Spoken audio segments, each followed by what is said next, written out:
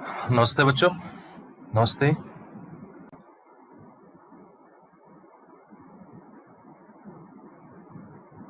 Good evening उत्सव।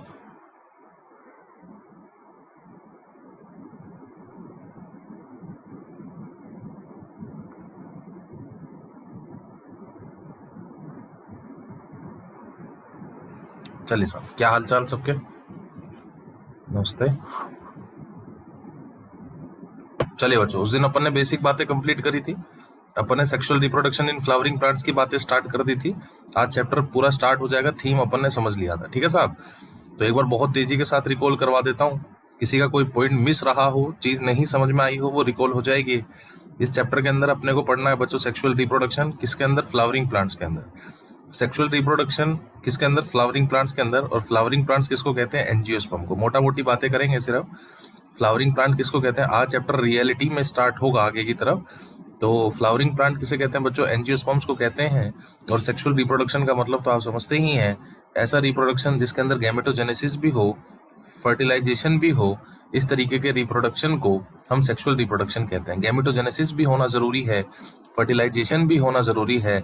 ये दोनों चीजें जिस रिप्रोडक्शन में होंगी, उस रिप्रोडक्शन को हम सेक्सुअल रिप्रोडक्शन का नाम देंगे। बोलो हाँ या ना, बोलो हाँ या ना। क्लियर है ना बात। तो उस रिप्रोडक्शन को अपन कौन सा नाम देंगे बच्चों, सेक्सुअल रिप्रोडक्शन का नाम देंगे। उसके बाद बच्चों अपने को जो बात करनी है वो अब आगे की बात करनी है बच्चों। फ्लावर आपको पता है, उस दिन हमने फ्लावर के अंदर 4 वर्ल्स की बात कर ली थी क्या, शायद आप लोग मुझे बताइएगा। फ्लावर के अंदर अपन ने वर्ल्स की बात कर ली थी। टोटल कितने वर्ल्स होंगे, 4। सबसे बाहर वाला जो वर्ल होता है उसे क्या कहते हैं बच्चों, कैलिक्स कहते हैं, सबसे बाहर की तरफ। उसके बाद नंबर 2 पर जो होता है उसे कोरोला कहते हैं बच्चों। नंबर 3 पर जो होता है उसे एंड्रोशियम कहते हैं, एंड्रोशियम कहते हैं। और नंबर 4 पर जो होता है ना बच्चों, उसे गाइनोशियम कहते हैं। क्या कहते हैं साहब, गाइनोशियम कहते हैं। कैलिक्स, कोरोला, एंड्रोशियम और क्या हो गया, गाइनोशियम। बच्चों कैलिक्स और कोरोला एसेसरी वर्ल्स थे, अगर आपको याद आ रहा हो। These are accessory whorls and androecium and gynoecium these are reproductive whorls. बोलो हाँ या ना। एसेसरी वर्ल और रिप्रोडक्टिव वर्ल। कैलिक्स और corolla these are accessory whorls, androecium and gynoecium are reproductive whorl. Calyx और कोरोला एसेसरी वर्ल हैं, androecium और gynoecium जबकि रिप्रोडक्टिव वर्ल हैं। इस चैप्टर के अंदर अपने को एंड्रोशियम और गाइनोशियम की बात करनी है बच्चों। Flower is a modified root और modified shoot. Flower modified root है, मॉडिफाइड शूट है। Flower is a modified shoot. ये बात किसने बताई थी बच्चों, गोथे ने बताई थी। किन साइंटिस्ट ने बताई थी, गोथे ने। किसने बताई थी, गोथे ने। ठीक है सर। इससे आगे की चर्चा अपन बच्चों चालू करते हैं। अब प्रोग्राम स्टार्ट करते हैं, यहाँ तक की बात आपको क्लियर होगी। ठीक है चलिए बच्चों, टोटल 3 इवेंट्स आएंगे। आपको पता है फ्लावर ए फैसिनेटिंग ऑर्गन, ये ऊपर का नीचे का ये सारी चीजें आप पढ़ते रहिएगा कि फ्लावर कहाँ कहाँ दिया जाता है, क्या दिया जाता है, क्या नहीं दिया जाता। वो आपके पढ़ने का काम है। जो मेन काम है हम यहाँ से स्टार्ट करेंगे। आप एक बार फ्लावर का फोटो जरूर देख सकते हैं, यहाँ पर जो एनसीईआरटी ने बनाया है, लॉन्गिट्यूडनल सेक्शन है फ्लावर का। बच्चों ये ग्रीन वाले जो हैं, दीज आर कोल्ड सेपल। इन दोनों सेपल को मिला के मैं बोलना चाहूंगा तो क्या बोल दूंगा, कैलिक्स बोल दूंगा। सिंपल सी बात है, कोई इशू नहीं है। उसके बाद बच्चों ये वाले जो हैं, दीज आर कोल्ड पेटल्स। इन दोनों को मिला के ऐसे तो बहुत सारे पेटल्स होंगे। इन दोनों पेटल्स को मिला के क्या बोल दूंगा, कोरोला बोल दूंगा। ये टर्मिनोलॉजी समझ लेना बहुत अच्छे तरीके से, पहले बता रहा हूँ। उसके अंदर बच्चों फिर मेल रिप्रोडक्टिव पार्ट्स होगा। बच्चों मेल रिप्रोडक्टिव पार्ट को क्या कहते हैं, एंड्रोशियम कहते हैं। क्या कहते हैं, एंड्रोशियम कहते हैं। मेल रिप्रोडक्टिव पार्ट को क्या कहते हैं, एंड्रोशियम कहते हैं। एंड्रोशियम।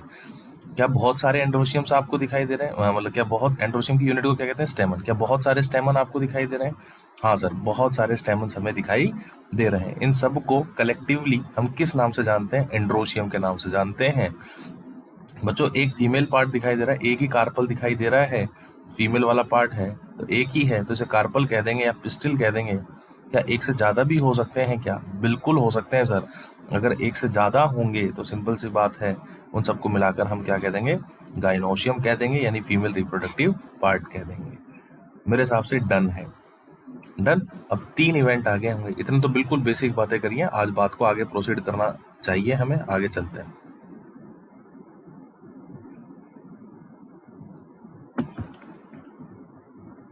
चलो बच्चों, 3 इवेंट आएंगे, बड़े ध्यान से समझना। 3 इवेंट आएंगे बच्चों। एक इवेंट तो आपको पता है फर्टिलाइजेशन होता है।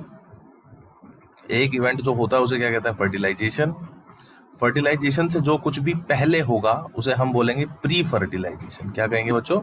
Pre fertilisation. यानी फर्टिलाइजेशन से जो कुछ भी पहले होगा, यानी फर्टिलाइजेशन से पहले जो कुछ भी होगा उसे हम कौन सा इवेंट कहेंगे बच्चों? Pre fertilisation. और फर्टिलाइजेशन के बाद जो कुछ भी होगा उसे हम कहेंगे बच्चों पोस्ट फर्टिलाइजेशन। तो टोटल कितने इवेंट हो गए? 3। एक तो हो गया प्री फर्टिलाइजेशन, एक हो गया फर्टिलाइजेशन, और तीसरा कौन सा हो गया बच्चों? Post fertilization. कौन सा हो गया बच्चों? Post fertilization. टोटल कितने इवेंट आएंगे बच्चों? 3 इवेंट आएंगे। एक तो कौन सा आएगा? प्री फर्टिलाइजेशन, एक आएगा कौन सा? फर्टिलाइजेशन, और एक कौन सा आएगा बच्चों? Post fertilization. पोस्ट यानी फर्टिलाइजेशन के बाद क्या हुआ है, फर्टिलाइजेशन से पहले क्या हुआ है, ये सारी की सारी बातें अपने को यहाँ करनी है। डन?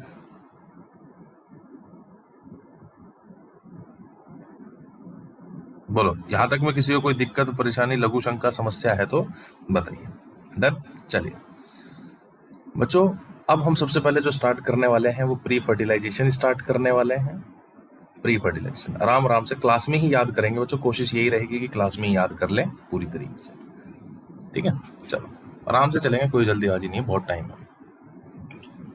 अच्छा मुझे बताओ सबसे पहले अपन लेते हैं मेल वाला पार्ट, क्योंकि अपने को इस चैप्टर में एंड्रोशियम और गाइनोशियम की बात करनी है।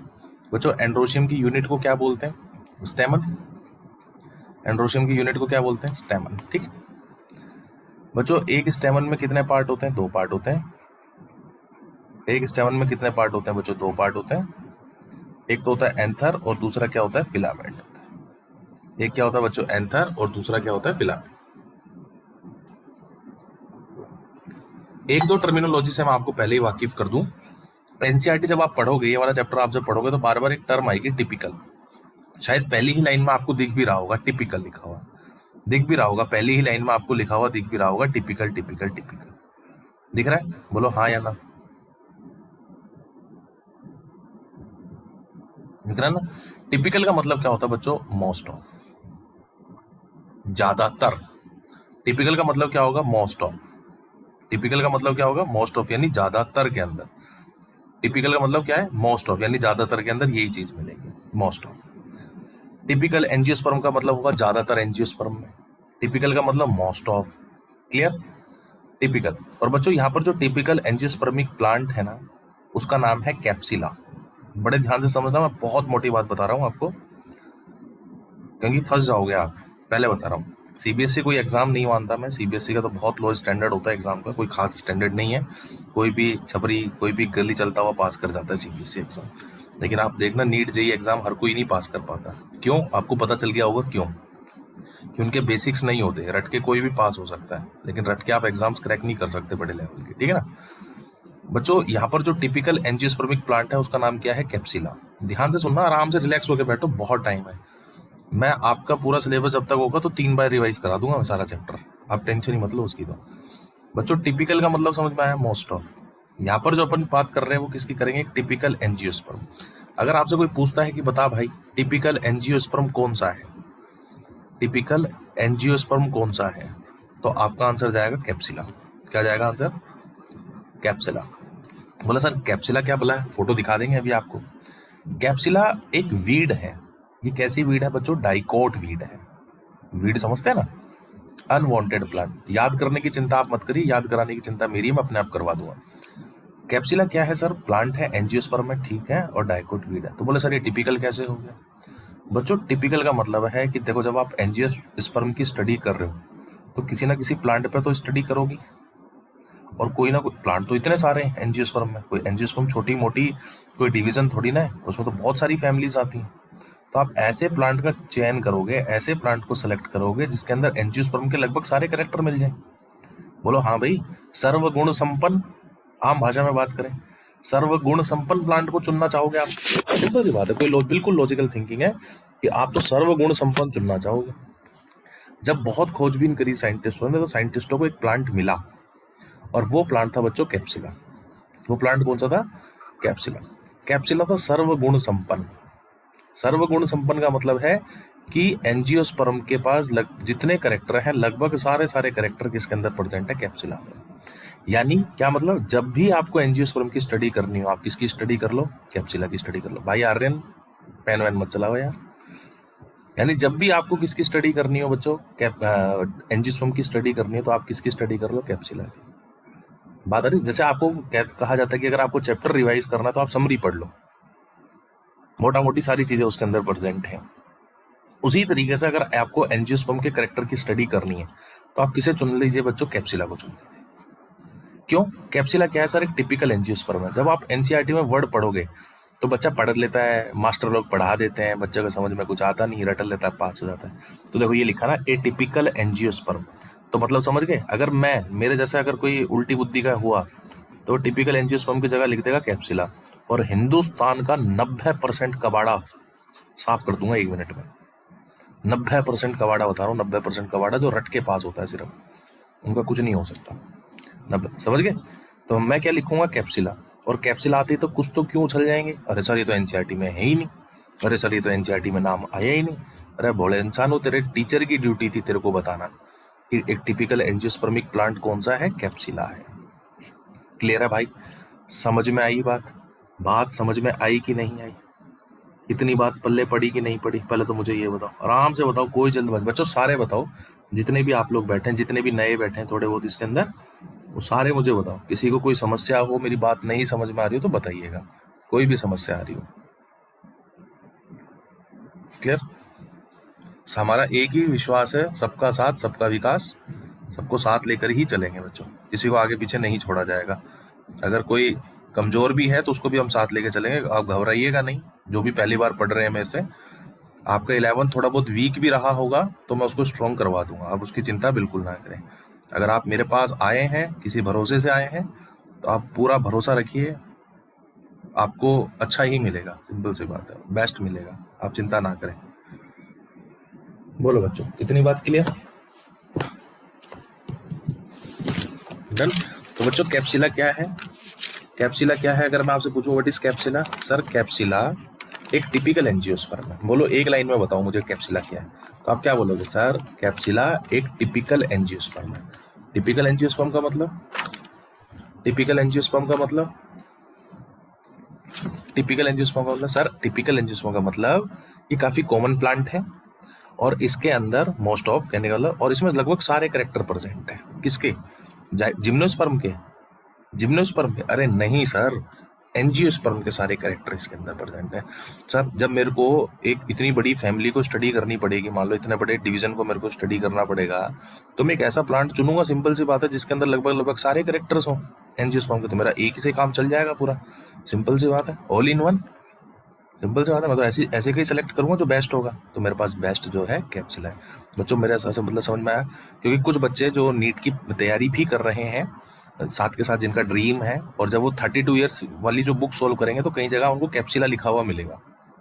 तो बच्चों आप समझ जाओगे ना कैप्सुला का मतलब क्या है। बस ये इस पूरी लाइन को उन्होंने एक वर्ड में खत्म कर दिया, कैप्सुला। क्लियर? चमका कि नहीं चमका? चमका कि नहीं चमका? इतनी बात मुझे बताओ, चमका कि नहीं चमका? चमक गया? अब सुनते हैं, अब चलते हैं आराम आराम से, चिंता करने की कोई जरूरत ही नहीं है। अब हम बात कर रहे हैं एक टिपिकल एंजियोस्पर्म की। एक टिपिकल एंजियोस्पर्म का जो एंड्रोशियम है, उसकी जो यूनिट है वो साब स्टेमन है। बिल्कुल है साहब, कोई दिक्कत वाली बात ही नहीं, आराम से चलते चलना एकदम। खूब क्वेश्चन प्रैक्टिस कराएंगे आपको। सर टिपिकल स्टेमन के 2 पार्ट होते हैं, कौन कौन से साहब? सर एक एंथर होता है, यानी कि स्टेमन 2 पार्ट से मिलकर बनता है, एक तो एंथर और दूसरा फिलामेंट। एक एंथर और दूसरा कौन सा साहब? फिलामेंट। सर फिलामेंट को एक नाम से और जानते हैं, स्टॉक। फिलामेंट को एक नाम से और जानते हैं साहब, किस नाम से? स्टॉक के नाम से जानते हैं सर। एक तो हो गया फिलामेंट, एक स्टॉक। सर इन दोनों का जब दोनों जुड़ते हैं तो क्या बनता है? एक स्टेमन बनता है। अब बड़े ध्यान से समझना, ये तो हो गया बच्चों एंथर, और ये हो गया फिलामेंट। ये तो क्या हो गया बच्चों? ये हो गया एंथर, और ये क्या हो गया बच्चों? फिलामेंट। डन। फिलामेंट को एक नाम से और जानते हैं, स्टॉक के नाम से, और इन दोनों को मिलाकर अपन क्या कह देंगे, स्टैमन कह देंगे। इन दोनों को मिलाकर अपन क्या कह देंगे, स्टैमन कह देंगे। इतनी बात डन है, इतनी बात डन है। इतनी बात में किसी को कोई दिक्कत, परेशानी, लघु शंका, समस्या कुछ है तो बताओ। डन। अब बड़े ध्यान से समझना, अब बड़े ध्यान से समझना बच्चों। अब जो स्टैमन है वो हवा में तो नहीं लटका होगा, इतनी बात तो तय, हवा में तो नहीं लटका होगा। किससे जुड़ा होता है स्टैमन? आपको पता है नोड से अराइज होता है, क्योंकि ये तो मॉडिफिकेशन है लीव्स के। कैलिक्स, कोरोला, एंड्रोशियम और gynoecium, these are the modifications of leaves. तो ये कहाँ अरेंज होंगे? नोड पर। नोड किस पर प्रेजेंट था? थैलेमस पे। यानी ये किससे जुड़ा हुआ रहता है? थैलेमस से। कौन बच्चों? स्टैमन किससे जुड़ा होता है? थैलेमस से। मैं इसको थैलेमस मान लेता हूँ। ये जो मैंने बनाया ये थैलेमस है। बिल्कुल एक कॉम्प्लेक्स चीज को सिंपल तरीके से समझाने की कोशिश करी जा रही है।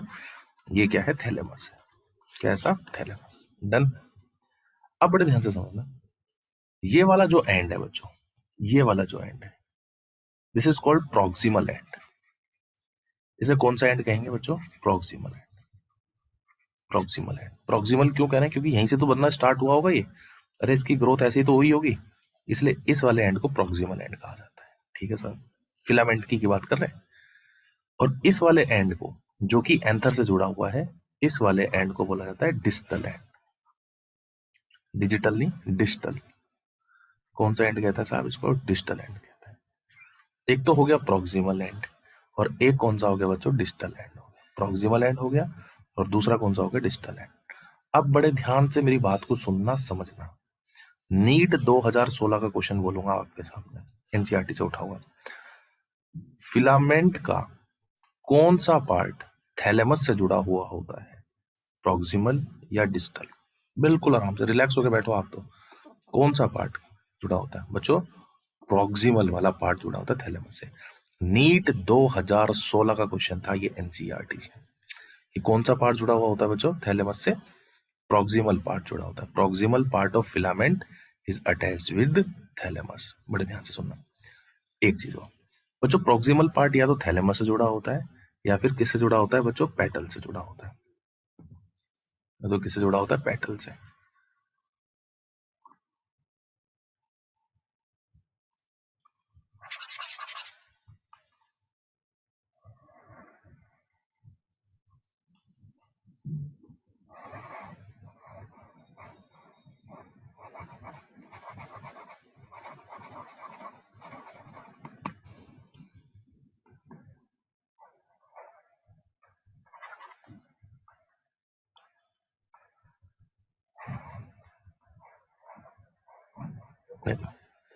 बच्चों प्रॉक्सिमल पार्ट किससे जुड़ा है? This is petal. ये वाला पार्ट कौन सा पार्ट होगा बच्चों? प्रॉक्सिमल वाला पार्ट होगा फिलामेंट का। बोलो होगा कि नहीं? अब मुझे बताओ, फिलामेंट का प्रॉक्सिमल पार्ट या तो किससे जुड़ा होगा बच्चों? प्रॉक्सिमल पार्ट या तो किससे जुड़ा होगा? थैलेमस से, या फिर किससे जुड़ा होगा? पेटल से। क्या मुझे आप क्लास 11th पे थोड़ा सा जोर डाल के दिमाग से बता सकते हैं कि फिलामेंट का पार्ट पेटल से किस फैमिली में जुड़ा होता है? वो कौन सी फैमिली है? वो अभी कल पेपर में भी आया आपके, सबसे लास्ट क्वेश्चन था वो। मुझे बता सकते हैं वो कौन सी फैमिली है? वो कौन सी फैमिली है जिसके अंदर, बाद में बात करिए क्लास में होगी। बोलो बच्चों। हेलो, आवाज आ रही? आवाज आ रही? आवाज आ रही बच्चों? फिलामेंट का पार्ट थैलेमस से जुड़ा होता है किस फैमिली में? आपका आंसर जाएगा सोलेनेसी फैमिली। कौन सी फैमिली बच्चों? आंसर क्या जाएगा? सोलेनेसी। आप चेक कर सकते हैं, सोलेनेसी फैमिली। मैं दिखाता हूं अभी आपको। सोलेनेसी फैमिली, सोलेनेसी फैमिली के अंदर, सोलेनेसी फैमिली के अंदर जो स्टेमन है, उसका जो फिलामेंट है, उसका प्रोक्सिमल एंड किससे जुड़ा होता है? पेटल से। और ये लिखी वो लाइन, द प्रोक्सिमल, पहले यहीं से पढ़ देता हूं ऊपर से, एक एक लाइन को समझाते हुए चलूंगा। स्टेमन की बात करते हैं। Figure 2.2 show the two parts of A typical स्टेमन, the long and cylindrical stock called filament. जो डंडी है उसे क्या कहेंगे? Filament. Terminal generally bilobed structure called anther. जो बाइलोब्ड स्ट्रक्चर उसे क्या कहेंगे? एंथर। एक लोब ये, एक लोब ये, तो टोटल कितने लोब हो गए? दो। Proximal end of the filament is attached to the thalamus or petal of the flower। मेरे हिसाब से बात क्लियर है। ये है आपके नीट 2016 का क्वेश्चन, 2016 का क्वेश्चन, 2 के 16। बोलो भाई डन। प्रोक्सिमल है। आपके पास क्लास 11th की अगर बुक पड़ी है तो मॉर्फोलॉजी के अंदर आप जाकर देख सकते हैं, फिर भी मैं एक बार आपको दिखा देता हूँ। सोलनेसी फैमिली, 1 मिनट का समय लगेगा बस।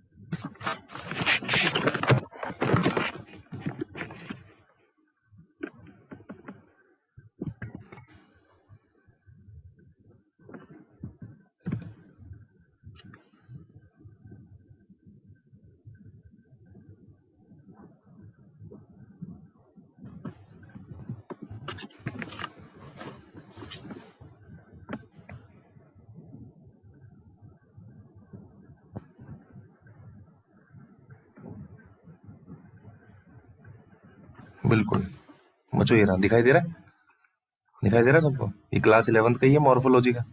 तो ये देखो, ये क्या होते थे आपके, सेपल होते थे। These are sepal, sepal, sepal, sepal, sepal. ये होते थे आपके petal, petal, petal, petal, petal. ये रहा आपका एंथर, और ये हो गया फिलामेंट। और ये फिलामेंट का प्रोक्सिमल पार्ट किससे जुड़ा हुआ है? पेटल से जुड़ा हुआ है। मेरे हिसाब से बात क्लियर है। और जो प्रोक्सिमल पार्ट या तो किससे जुड़ेगा? पेटल से जुड़ेगा, या फिर किससे जुड़ा हुआ होगा बच्चों? Proximal part of filament is attach to the thalamus, और या फिर पेटल। मेरे हिसाब से A to Z बात क्लियर है। ऐसी कोई लाइन नहीं बचनी चाहिए एनसीईआरटी की जो आपके हाथ से बच जाए। ये जान लेना भाई, इतना खतरनाक पढ़ना है आपको। अब जो गलतियां कर दी 11th में वो कर दी, उसी के पीछे मत बैठे रहना, वो सारी चीजें सुधर जाएंगी, उसकी कोई दिक्कत वाली बात नहीं है। डन भाई। उसके बाद अब बड़े ध्यान से समझना। अब बच्चों, टिपिकल एंजियोस्पर्म का जो एंथर होता है वो कैसा होता है? बाइलोब्ड होता है। टिपिकल एंजियोस्पर्म का एंथर कैसा होता है बच्चों? बाइलोब्ड। एक लोब ये रहा। टिपिकल एंजियोस्पर्म का एंथर कैसा होता है? बाइलोब्ड होता है। एक लोब ये रहा, एक लोब ये रहा। टिपिकल एंजियोस्पर्म का एंथर कैसा होता है साहब? बाइलोब्ड होता है। Bilobe, this is lobe number 1, this is lobe number 2। ये रहा एक लोब, ये रहा पीछे की तरफ दूसरा लोब। आप एनसीईआरटी अपनी देखिए, एक लोब आगे की तरफ है, एक लोब पीछे की तरफ। तो टोटल कितने लोब हो गए? 2 लोब। यानी टिपिकल एंजियोस्पर्म का एंथर कैसा होता है बच्चों? बाइलोब्ड होता है। जब आप इसका ट्रांसफर सेक्शन काटेंगे, आप इसको यूं कट करके देखेंगे, जब आप इसका ट्रांसफर सेक्शन काटेंगे तो आपको ये कुछ इस प्रकार से दिखाई देगा। दिखाई दे रहा है? यानी 2 लोब आपको दिखाई देंगे। This is lobe number 1, this is lobe number 2। Total कितने लोब दिखाई दे रहे हैं बच्चों? आपको 2 लोब दिखाई दे रहे हैं। टिपिकल एंजियोस्पर्म का एंथर कैसा होता है बच्चों? बाइलोब्ड होता है। बाइलोब्ड होता है। डन। ट्रांसफर सेक्शन आपने काटा, ट्रांसफर सेक्शन के अंदर आपको साफ साफ दिखाई भी दे रहा है। हर लोब में कितनी थीका होती है बच्चों? 2 थीका होती है। हर लोब में कितनी थीका होती है? थीका बोलते हैं पोलन सैक को, पोलन सैक को बोलते हैं थीका। लिख लेना, बच्चों को समझ ही नहीं आता, पता नहीं क्या क्या पढ़ाते रहते हैं बच्चों। पोलन सैक और करके थीका लिख देना। हर लोब में कितनी थीका दिखाई दे रही है बच्चों? 2। इसलिए इसे क्या बोला जाता है? डाइथीकस। क्या बोला जाता है? डाइथीकस। टिपिकल एंजियोस्पर्म का एंथर कैसा होता है बच्चों? बाइलोब्ड होता है। हर लोब में कितनी पोलन सैक या थीका दिखती है? 2। इसलिए इसे क्या बोला जाता है? डाइथीकस। बच्चों, ये दोनों थीका एक दूसरे से सेपरेट दिखाई दे रही हैं। ये देखो, ये दोनों थीका एक दूसरे से सेपरेट दिखाई दे रही हैं। देखो दिखाई दे रही है, बड़े ध्यान से समझ लेना, एक एक लाइन से क्वेश्चन आता है। ये दोनों थीका एक दूसरे से सेपरेट दिखाई दे रही हैं एक लॉन्गिट्यूडिनल ग्रूव से। ये देखो, एक ग्रूव का मतलब हो गया गड्ढा, ये तो हो गया ट्रांसवर्स, और ये हो गया लॉन्गिट्यूडिनल। ये लॉन्गिट्यूडिनल होता है, ये क्या होता है? ट्रांसफर। तो देखो, a longitudinal groove separating the 2 theca. दोनों थीकाओं को अलग कौन कर रहा है? एक लॉन्गिट्यूडिनल ग्रूव कर रहा है, जिसे किस नाम से जानते हैं? लाइन ऑफ डेहिसेंस के नाम से जानते हैं। लाइन ऑफ डेहिसेंस का मतलब है कि एंथर ऐसे फटता है लॉन्गिट्यूडिनली। एंथर का फटना समझते हो ना? एंथर फटेगा तभी तो पोलन ग्रेन बाहर आएंगे। तो मुझे बताइए, जो एंथर है टिपिकल एंजियोस्पर्म का, वो कैसे रप्चर होता है? ट्रांसवर्स की लॉन्गिट्यूडिनल? टिपिकल एंजियोस्पर्म का जो एंथर है वो कैसे डिहाइस होता है, कैसे रप्चर होता है, कैसे फटता है? आपका आंसर क्या जाएगा सर? लॉन्गिट्यूडिनल। मेरे हिसाब से बात क्लियर आ रही? ये सीबीएसई का बहुत इंपॉर्टेंट चैप्टर है आपका, पहले बता दूंगा। तो ये रहा लाइन ऑफ डेहिसेंस। मेरे हिसाब से बात क्लियर है। टिपिकल एंजियोस्पर्म का एंथर कैसा होता है सर? बाइलोब्ड होता है। हर लोब में कितनी थीका दिखाई दे रही है? अब बोले सर ये थीका क्या बला है? बच्चों पोलन सैक को ही थीका कहते हैं, याद रखना। लोग पता नहीं क्या क्या नाम से नाम पढ़ाते रहते हैं। पोलन सैक ही थीका है, थीका ही पोलन सैक है। तो देखो ना, हर लोब में कितनी पोलन सैक दिखाई दे रही है? 2 पोलन सैक दिखाई दे रही है। इसलिए इसे क्या बोला जाता है? डाईथीकस बोला जाता है।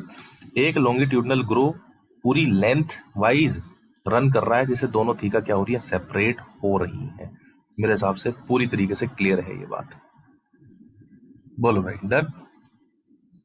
डन? किसी को कोई दिक्कत परेशानी लघु शंका है तो बताओ साहब। एक एक बच्चे को साथ लेकर चलना है, ये जान लेना।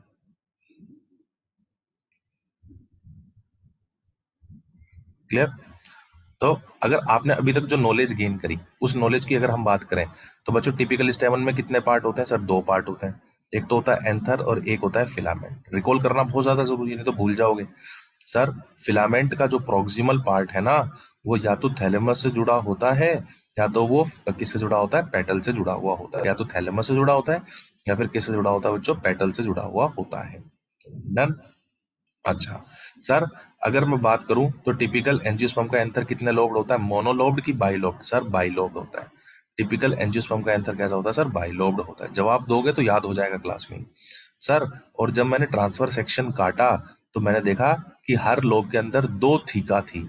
थीका क्या है सर? अरे बेटा, थीका पोलन सैक को ही कहते हैं। पोलन सैक कह लो, थीका कह लो, एक ही बात है। हर लोब में कितनी थीका दिखाई देंगी? 2 थीका दिखाई देंगी। पोलन सैक कह लो या थीका कह लो, एक ही बात है। तो यानी डाईथीकस हो गया। हाँ सर, बाइलोब्ड हो गया, डाईथीकस भी हो गया। डन? सर लेकिन एक लाइन कहती है एनसीईआरटी कि दोनों थीका को एक लाइन लॉन्गिट्यूडनली सेपरेट करती है। इस लाइन को हम लाइन ऑफ डेहिसेंस कहते हैं। क्या कहते हैं बच्चों? लाइन ऑफ डेहिसेंस कहते हैं। Line of dehiscence, very very important. क्या कहा जाता है बच्चों? इसको लाइन ऑफ डेहिसेंस कहा जाता है। डन? डन? अब देखो, जब आपने इसका ट्रांसफर सेक्शन काटा, तो उसके बाद आप नेक्स्ट पेज पर जाओ, तो आपको कुछ ऐसा दिखाई देगा। जैसे आप ट्रांसफर सेक्शन काटोगे, ट्रांसफर सेक्शन काटने के बाद आपको एंथर ऐसा दिखाई देगा बच्चों। कैसा? टेट्रागोनल। कैसा दिखाई देगा बच्चों? टेट्रा। एक पन्ना पलटोगे तो आपको फोटो दिखाई दे रहा होगा, ऐसा दिखाई दे रहा है बच्चों। ये है, ये क्या है? एक एंथर का टीएस। कैसा दिखाई दे रहा है बच्चों? टेट्रागोनल। एक साइड ये रही, एक साइड ये रही, एक साइड ये रही और एक साइड ये रही। टिपिकल एंजियोस्पर्म का एंथर बाइलोब्ड होता है। ट्रांसफर सेक्शन में कैसा दिखाई देगा? टेट्रागोनल। कैसा दिखाई देगा? टेट्रागोनल। यानी 4 साइड आपको दिखाई देंगी, इसकी टेट्रागोनल दिखाई देगा। ये रहा lobe 1, this is lobe number 1 and this is lobe number 2। मेरे हिसाब से बात क्लियर है एकदम। डन? और हर एक लोब के अंदर एक एक माइक्रोस्पोरेंजियम आपको दिखाई देगी। ट्रांसफर सेक्शन की बात कर रहे हैं, क्या दिखाई देगी बच्चों? माइक्रोस्पोरेंजियम। क्या कहा जाएगा बच्चों? माइक्रोस्पोरेंजियम। क्या है बच्चों? What is this? माइक्रोस्पोरेंजियम। बच्चों माइक्रो वर्ड जब भी बॉटनी में यूज होगा, वो मेल के लिए होगा, मेल के लिए। क्या कहा जाएगा बच्चों? माइक्रोस्पोरेंजियम कहा जाएगा। माइक्रोस्पोरेंजियम। माइक्रोस्पोरेंजियम को ही किस नाम से जाना जाता है? पोलन सैक के नाम से जानता है। किस नाम से जानते हैं? बड़ा इंपॉर्टेंट है, लिख लेना। Pollen sac. और पोलन सैक को ही किस नाम से जानते हैं? थीका के नाम से जानता है। लिख लेना। एनसीईआरटी ने ये बड़ा रायता फैला रखा है, यहाँ पर बहुत जबरदस्त रायता फैला रखा है। अच्छे तरीके से सुन लेना, ध्यान से लिख लेना। बच्चों अगर आपने एंथर का टीएस काटा, तो ट्रांसवर्स सेक्शन में एंथर आपको कैसा दिखाई देगा? टेट्रागोनल। मार्क कर लेना, बहुत हल्की सी बात है, लेकिन क्वेश्चन गलत करवा लूंगा मैं आपसे यहाँ पर। टेट्रागोनल दिखाई देगा। हर लोब में कितनी स्पोरेंजियम दिखाई देंगी सर? 2। तो टोटल कितनी होगी? 4। 4 के लिए हम बोलेंगे इसको सर टेट्रा स्पोरेंजिएट। यानी टिपिकल एंजियोस्पर्म का एंथर कैसा होता है? टेट्रा स्पोरेंजिएट होता है। स्पोरेंजिएट क्यों बोल रहे हैं? क्योंकि स्पोरेंजियम प्रेजेंट है। टोटल कितनी प्रेजेंट है? 4, इसलिए हम इसे कह रहे हैं टेट्रा स्पोरेंजिएट बोल रहे हैं। तो मुझे बताइए, टिपिकल एंजियोस्पर्म का एंथर कैसा है सर? बाइलोब्ड है? बिल्कुल है। सर डाइथीकस है? डाइथीकस है। थीकस है सर, टेट्रास्पोरेंजिएट है, टेट्रास्पोरेंजिएट है। बोलो भाई साहब, क्लियर है? टिपिकल एंजियोस्पर्म का एंथर कैसा है बच्चों? बाइलोब्ड है, डाइथीकस है और टेट्रास्पोरेंजिएट है। टिपिकल एंजियोस्पर्म का एंथर बाइलोब्ड होता है, डाइथीकस होता है, टेट्रास्पोरेंजिएट होता है। इसको इस हिसाब से लिखकर ऐसे डब्बे में बंद करके स्टार लगा लेना है। ऐसे छोटे छोटे बॉक्स बनेंगे पूरे सिलेबस में आपके। मेरे हिसाब से बात क्लियर है, इतनी बात आपको समझ में आई होगी। डन। अब मुझे बड़े ध्यान से बताओ, समझो चीजों को बच्चों। आपको पता है ये एंथर ही तो है, ये तो एंथर का हम ट्रांसफर सेक्शन देख रहे हैं। तो आपको पता है एंथर में, आपको पता है बाद में पोलन ग्रेन्स बनेंगे, माइक्रोस्पोर मदर सेल होंगी, बहुत सारी चीजें होंगी। तो बताओ फूड वूड की सप्लाई रखनी पड़ेगी कि नहीं रखनी पड़ेगी? फूड वगैरह की, वाटर वगैरह की सप्लाई यहाँ चाहिए कि नहीं चाहिए? आप खुद सोचो ना भाई, चाहिए ना यार, फूड चाहिए क्योंकि पोलन ग्रेन बनाने हर चीज चाहिए। और आपको पता है प्लांट में फूड ले जाने का काम किसका होता है? फ्लोएम का होता है। वाटर ले जाने का काम किसका होता है? जाइलम का होता है। वाटर और मिनरल्स ले जाने का काम किसका होता है? जाइलम का। फूड ले जाने का काम किसका होता है? फ्लोएम का होता है। तो जाइलम और फ्लोएम का कनेक्शन आपको देखने को मिलेगा और इसे बोला जाता है ये कनेक्टिव। आप उस डायग्राम में देखें, आप पूरी एनसीईआरटी पढ़ लेना, एनसीईआरटी ने उसके बारे में कोई चर्चा नहीं करी है, लेकिन कनेक्टिव लिखा हुआ जरूर मिलेगा आपको।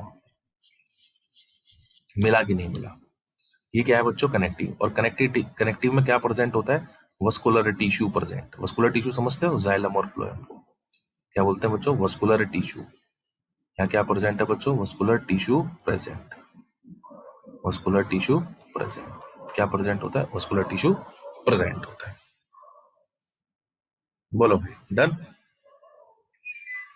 चमका कि नहीं चमका? चमका कि नहीं चमका? चमका? बिल्कुल चमकेगा, बिल्कुल चमकेगा, देखते जाओ आप। डन? है ना? कनेक्टिव के अंदर क्या होता है बच्चों? वस्कुलर टिश्यू की सप्लाई होती है। किसकी सप्लाई होती है? वस्कुलर टिश्यू की। बच्चों यहाँ पर आपको एक ग्रूव दिखाई दे रहा होगा, ये ग्रूव दिखाई दे रहा है ना, ये ग्रूव। बच्चों इस ग्रूव को भी जरूर लिखिएगा। इस ग्रूव को बोला जाता है स्टोमियम। नहीं लिखा हुआ वहां पे एनसीईआरटी ने, इसे लिख लेना। क्या बोलते हैं इसको? स्टोमियम। क्या बोलते हैं? स्टोमियम। स्टोमियम। क्या बोलते हैं बच्चों? स्टोमियम बोलते हैं, स्टोमियम। क्या बोलते हैं? स्टोमियम। क्या है ये स्टोमियम? पता लग जाएगा अभी आपको, लिख लेना वहां पे। आवाज आ रही है ना?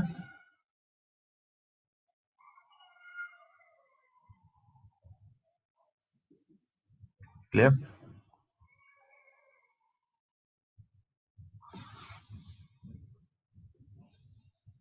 क्लियर? चलिए, मेरे हिसाब से बात समझ। हाँ, ग्रुप का तो बहुत इंपॉर्टेंट काम है ना, वो तो अभी आएगा, अभी देखते चलना। ग्रुप का तो बहुत इंपॉर्टेंट काम, अभी पता चल जाएगा। मेरे हिसाब से क्लियर है बच्चों, सबको समझ में आ रहा है? सबको समझ में आ रहा है? कोई दिक्कत परेशानी लघु शंका है तो बताइएगा साहब। ठीक है बच्चों, टिपिकल एंजियोस्पर्म का एंथर कैसा होता है? सर बाइलोब्ड होता है, लिख दिया। सर डाइथीकस होता है, हर लोब में दो थीका। सर थीका क्या है? अरे सर घबरा क्यों रहे हो, थीका ही तो पोलन सैक है। ठीक है, तो इसलिए तू डाइथीकस कह रहा है। हाँ सर।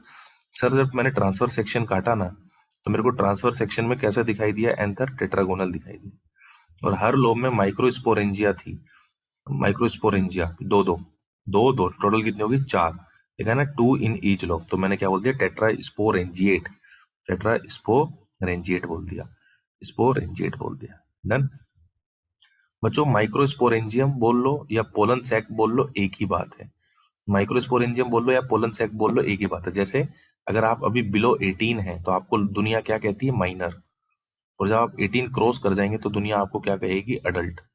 बच्चों रहोगे तो आप ही ना, चाहे माइनर हो चाहे अडल्ट हो, रहोगे तो आप ही, सिंपल सी बात है। 18 से कम हो तो माइनर है, 18 से ज्यादा हो तो अडल्ट है। उसी तरीके से माइक्रोस्पोरेंजियम ही पोलन सैक है और पोलन सैक ही माइक्रोस्पोरेंजियम है, ये मान के चलना। यानी जब इमेच्योर होता है, जब एंथर इमेच्योर होता है, मैच्योर नहीं होता, यंग होता है, उस टाइम हम इनको क्या बोलते हैं? माइक्रोस्पोरेंजियम। और बाद में जब एंथर मैच्योर हो जाता है तो इन्हीं को हम क्या बोलते थे? पोलन सैक या फिर थीका। डन भाई? तो कभी कंफ्यूज मत होना। तो देखो नेक्स्ट हेडिंग यही थी, इसके अंदर स्टेमन पढ़ लिया, माइक्रोस्पोरेंजियम पढ़ लिया। ये देखो मेरे हिसाब से बात। तो माइक्रोस्पोरेंजियम ही क्या है? पोलन सैक है, लिख लेना। और थीका है, ऊपर ही लिख देना हेडिंग में। Very important, very very important, very important. बोलो भाई। क्लियर?